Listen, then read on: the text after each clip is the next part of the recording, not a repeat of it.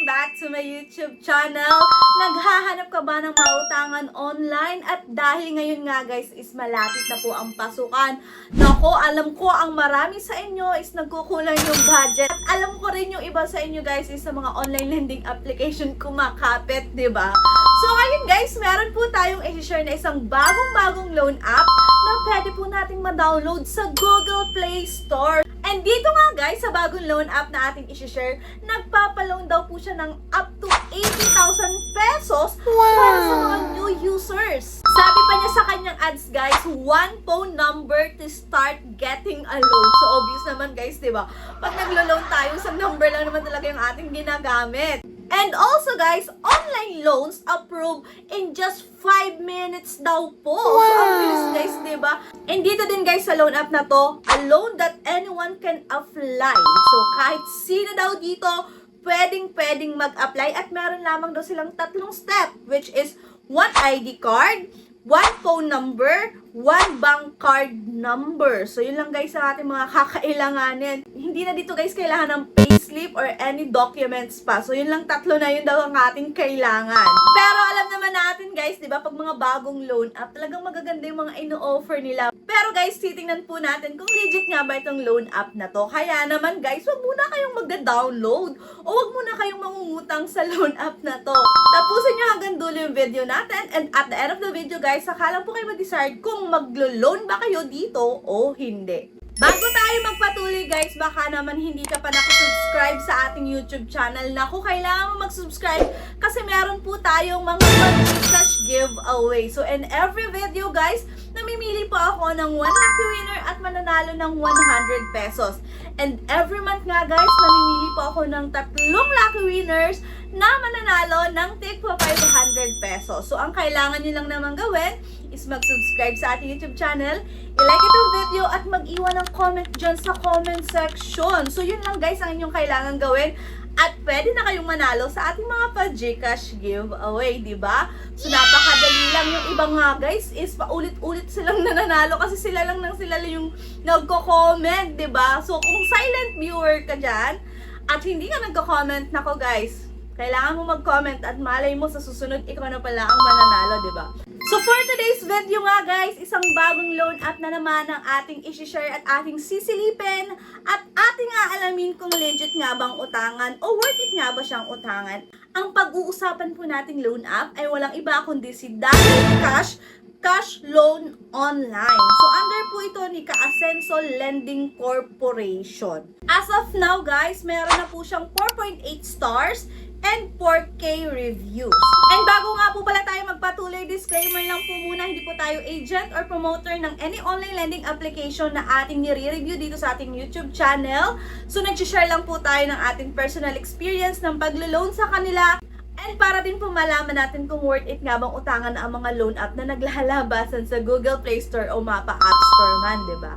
So ayun guys, wag na po nating patagalin, i-open na natin si Daloy Cash. And upon opening this online lending application guys, permission authorization po agad ang ating makikita o mabubungaran. And kailangan lang po natin itong i-agree. And after that guys, kailangan lang po natin ilagay yung ating active phone number and click lang po natin yung get code para po may matanggap tayong OTP. Pupunta na po tayo sa kanyang dashboard. So, dito guys sa kanyang dashboard, 2,000 up to 30,000 pesos. So, dun sa kanyang ads guys is up to 80,000. Pero dito is up to 30,000 lamang po yung kanyang nasa dashboard. And meron daw po siyang 150 days na repayment term with 0.5%.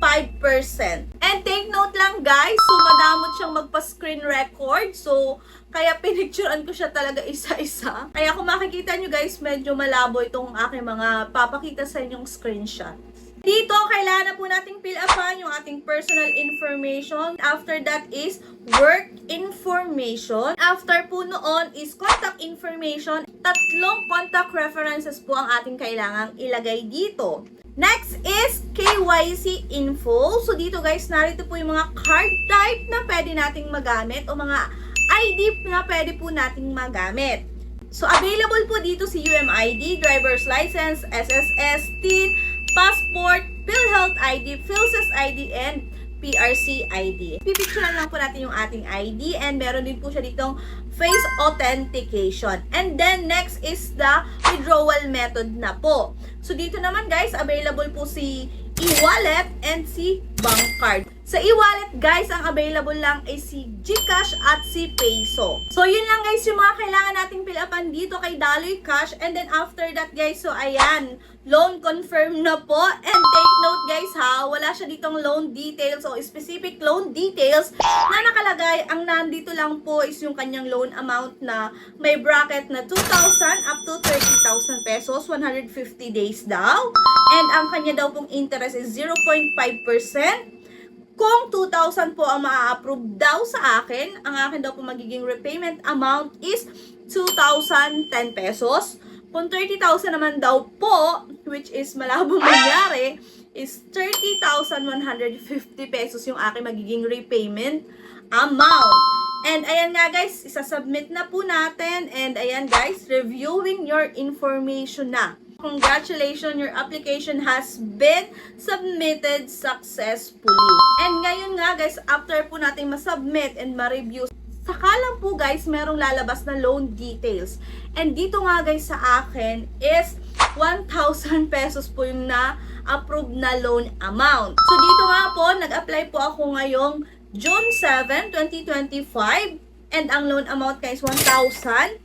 Ang amount payable daw po is 1,070 pesos. Dito ha, meron po siyang instant verification fee na 206 pesos, digital service fee na 103 pesos, and operational assurance fee na 51 pesos.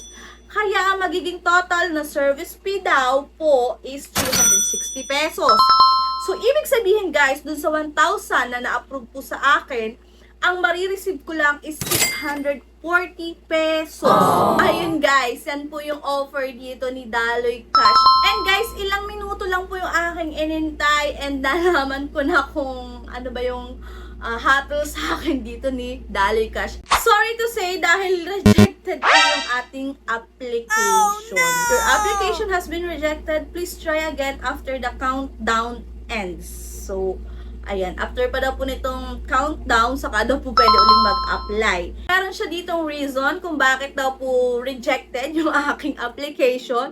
And then sabi niya, when your credit score is insufficient, the application will not be approved and you will need to wait for a period of time before you can reapply. So, narito daw po yung mga possible reason for a low credit score and how to improve the credit score. So, ayan guys, rejected tayo dito kay Daloy Cash. So, ayan, yan po yung offer dito ni Daloy Cash. Ano guys, sa palagay nyo, worth it ba yung 640 pesos na matatanggap natin dun sa 1,000 pesos? So, kung kayo guys, igagrab nyo ba yung mga ganitong offer? And kung na-try mo naman na po itong loan app na to, i-share nyo naman dyan sa comment section para malaman po nung iba at mas maging aware po yung ibang magta-try dito, diba? So, ayun guys, yun lang po yung video natin for today. So, sana nabigyan ko po kayo ng konting information about dito kay Daloy Cash. Babay na po muna. Thank you for watching and see you on my next vlog. Bye!